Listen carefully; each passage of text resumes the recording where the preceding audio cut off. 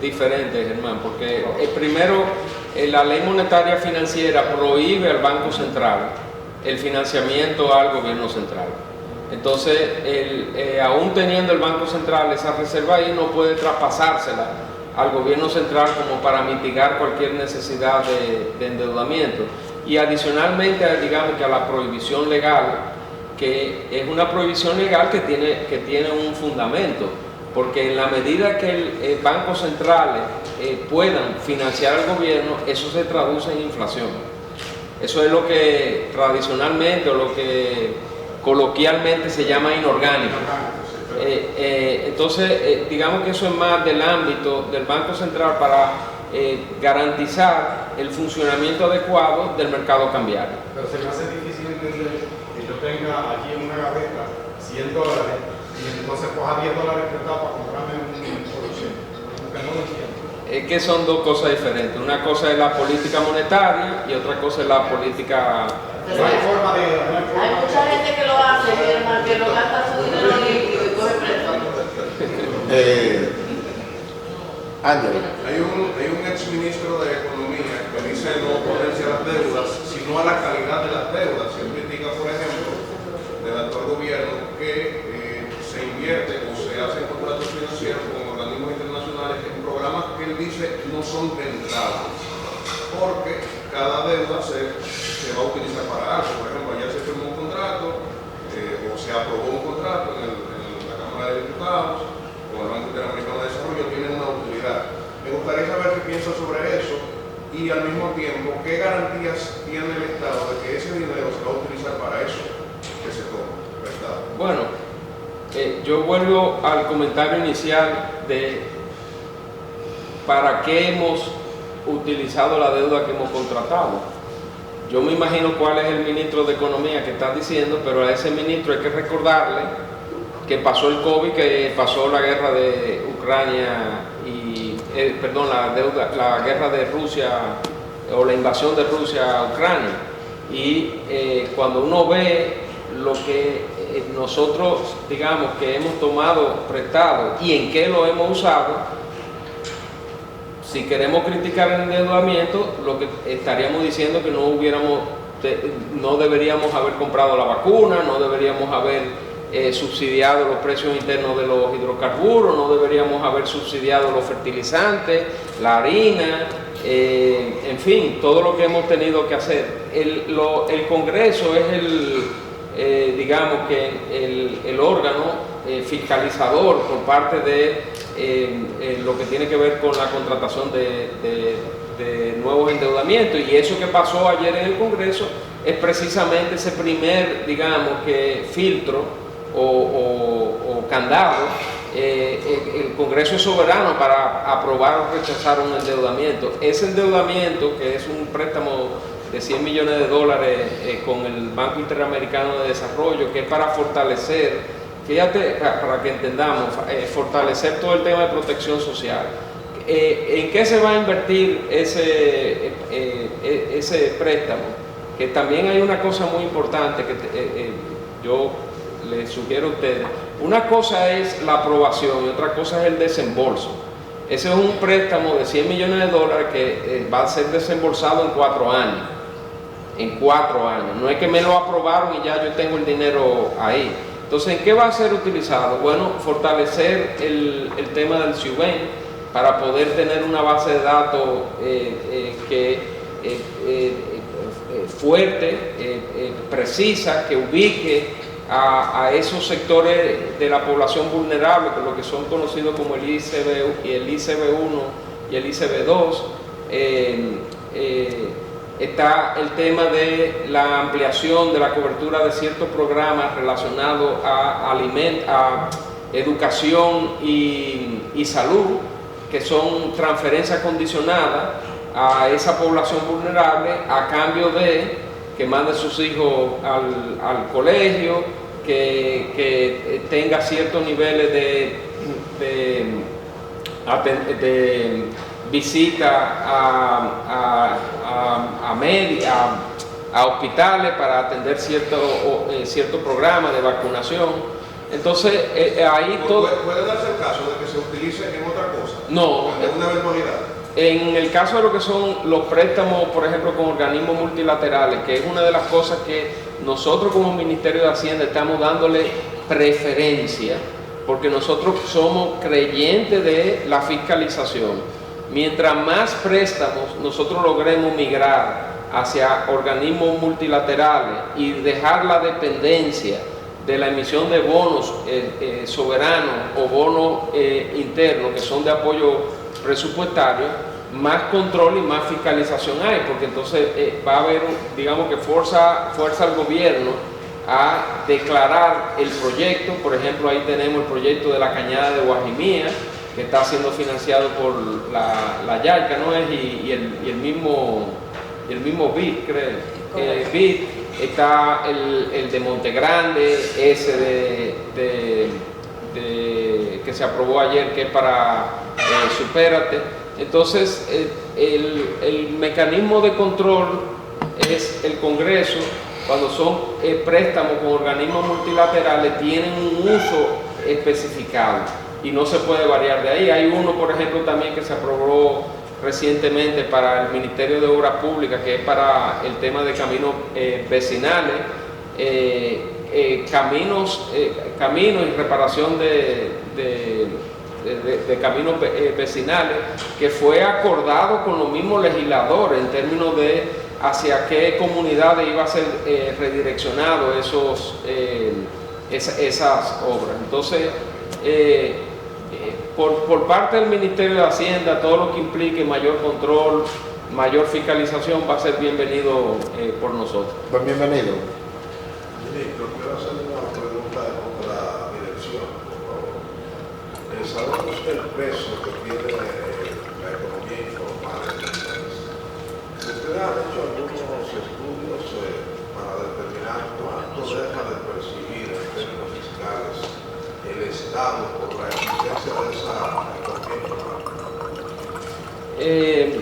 Allá que yo, en el Ministerio de Hacienda, que yo sepa, no tenemos eso. Creo que la DGI ha hecho algunos estudios de eso, pero con el tema de la economía informal, que es un problema, ojo, no lo estoy minimizando, también hay cierto mito, porque yo soy de la creencia que de la forma que nosotros tenemos que atacar la economía informal es trayendo más inversiones de empresas grandes, multilaterales, internacionales, grupos empresariales dominicanos que quieran seguir invirtiendo y crear mejores y más puestos de trabajo en esta creación de nuevas empresas, porque una parte muy importante de la informalidad es la ausencia, es la incapacidad de obtener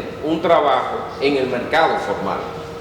¿Y por qué hay la incapacidad de obtener un trabajo en el mercado formal? Porque quizá los puestos de trabajo, dada la cantidad de empresas que nosotros tenemos, ya están copados.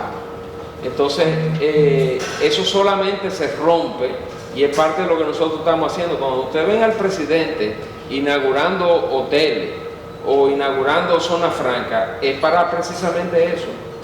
Porque mientras más un empleo de zona franca es un empleo formal, y cuando nosotros podamos seguir atrayendo mayores inversiones, capitalizando este éxodo que hay a nivel geopolítico del nearshoring en Estados Unidos, eso permitirá ir reduciendo la informalidad. Ahora, hay una parte de la informalidad que tiene implicaciones y ahí es donde nos ocupa a nosotros trabajar en mecanismos, tanto en la Dirección General de Aduana como en la Dirección General de Impuestos Internos, que son mecanismos de evasión fiscal y de evasión a las normas y obligaciones de una empresa, principalmente también en lo relacionado con la seguridad social, con lo que es el tema de las contribuciones a las pensiones y al seguro de salud. Vale. No es un contrasentido eso en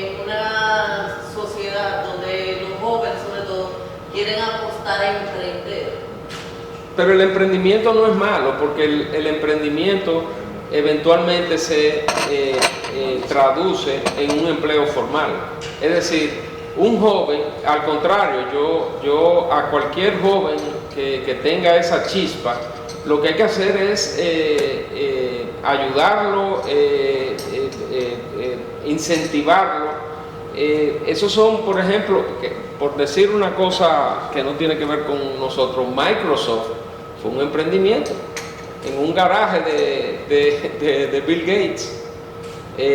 Y nosotros todo lo que implique emprendimiento es innovación. Facebook, una aplicación estudiantil. También Facebook, emprendimiento es innovación, y eso hay que apoyarlo.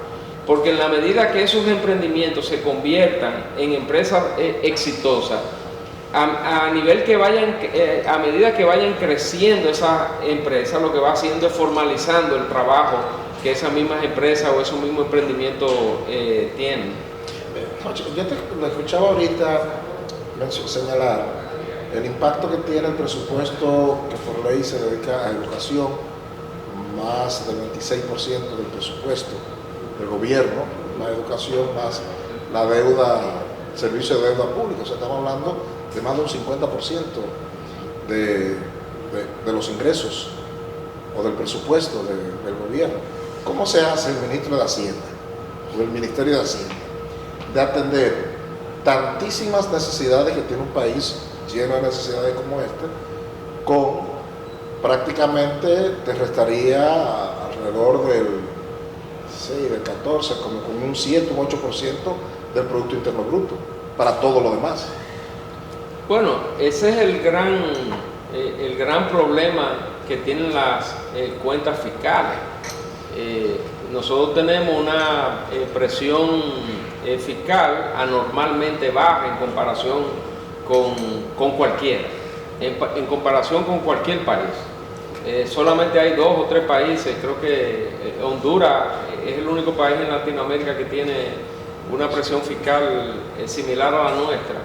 Y la verdad es que yo quisiera compararme con, no por nada malo de nuestros hermanos hondureños, pero la aspiración de nosotros debe ser más que la de, digamos, que un país como Honduras, que tiene los mismos quizás problemas que nosotros tenemos.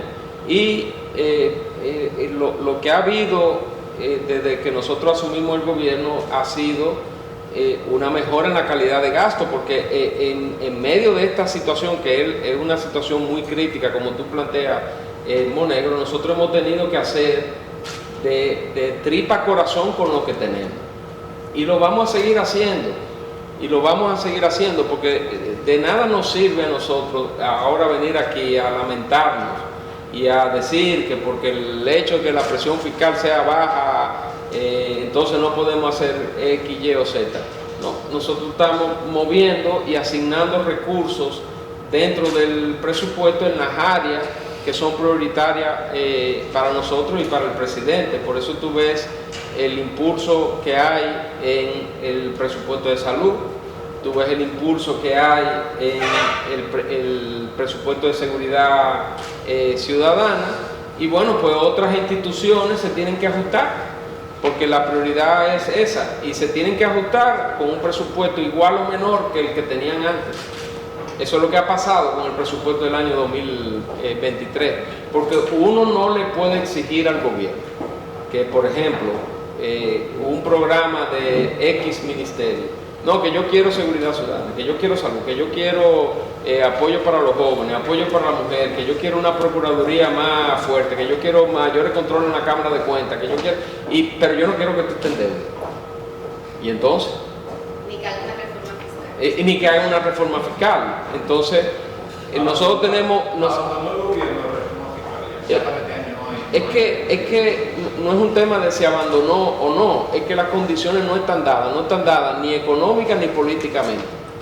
Porque la que más pesa de esas dos es la económica, porque hasta que el problema, ojo, si tú me hubieras preguntado a mí en el año 2021, antes, en noviembre del 2021, bueno, yo hubiera dicho el año 2022 ya habremos superado el tema del COVID y todavía estamos muy lejos de un proceso preelectoral o electoral, y quizás había tiempo para juntarse con las demás fuerzas políticas, con la sociedad, para discutir lo que nosotros queremos que sean las prioridades, y cuando digo nosotros, la sociedad, que sean las prioridades del presupuesto público. Pero cuando tú ves lo que ha pasado en el 2022, eso no es posible. Y pensar que eso va a pasar en el 2023, donde todavía tenemos la secuela de la inflación y ya estamos entrando en un año preelectoral, el que te diga eso te está mintiendo en la cara. Emilio Ortiz. Ministro, ¿considera usted que la inflación va a seguir siendo la principal amenaza a la estabilidad de la economía este año? Eso lo han planteado algunos economistas. No, la inflación ya está bajando, que es lo que hemos querido, o sea, que es para lo que hemos, digamos, que accionado tanto a nivel monetario como fiscal.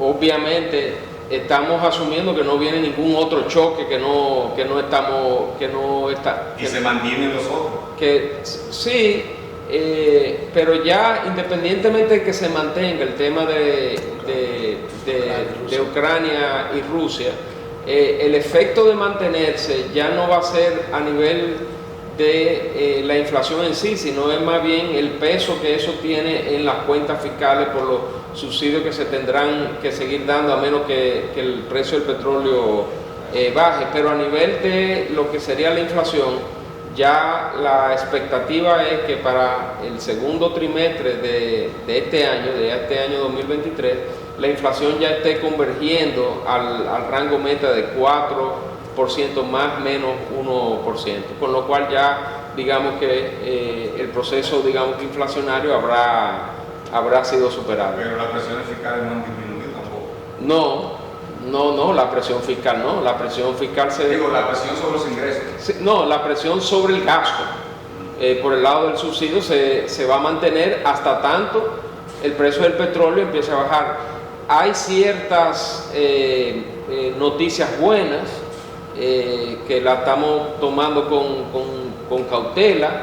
Por ejemplo, el precio del gas natural, que ha sido uno de los grandes dolores para la finanza pública, por el lado del subsidio eléctrico y por el lado también del subsidio de los combustibles. El gas natural ha tenido un desplome en los últimos 15 días. El gas natural, que es el que se está utilizando ahora como referencia, es el TTF de Europa, y el TTF llegó a $80, está como en 20. Todavía muy lejos del promedio histórico, todavía excesivamente alto, pero obviamente no es lo mismo 80 que 20. Sí. Buenas tardes, ministro. Jessica Florentino del Nacional Digital. Ayer el Banco Mundial advirtió sobre una posible recesión a nivel mundial, económicamente hablando. Sin embargo, también auguró que la República Dominicana podría tener un crecimiento sólido de un 4.9%. Somos mágicos. Para el 2023-2024. Decirlo no es suficiente para lograrlo. ¿Qué se va a hacer para materializar esa proyección? O más bien, desde el Ministerio de Hacienda, ¿cuáles son sus propuestas o cuáles acciones estarían en agenda para alcanzar esa proyección? Bueno, sigue el empuje a la atracción de inversión. Por el lado, por ejemplo, de la zona franca, tú tienes a un Ministerio de Industria y Comercio entregado en cuerpo y alma a la atracción de nuevas inversiones, tanto en lo que es la industria local, el comercio, como la zona franca.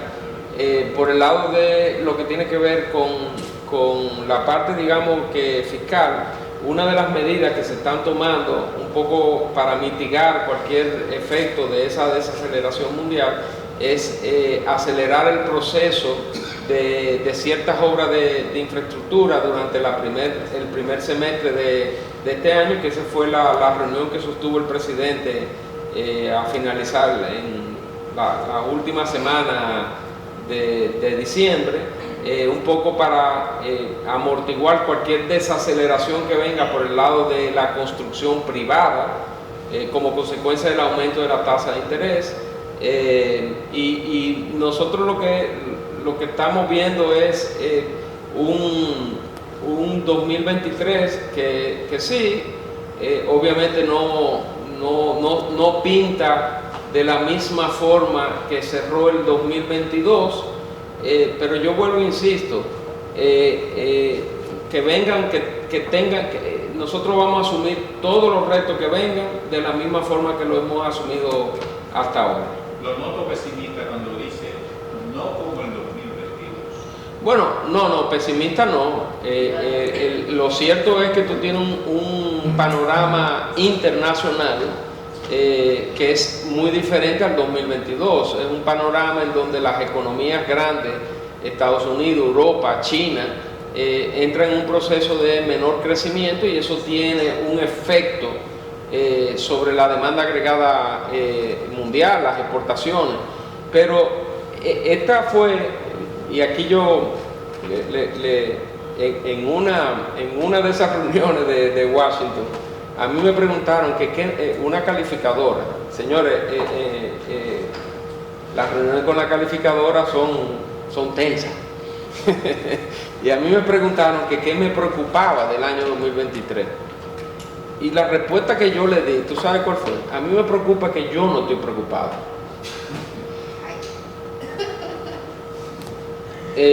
Sangre más.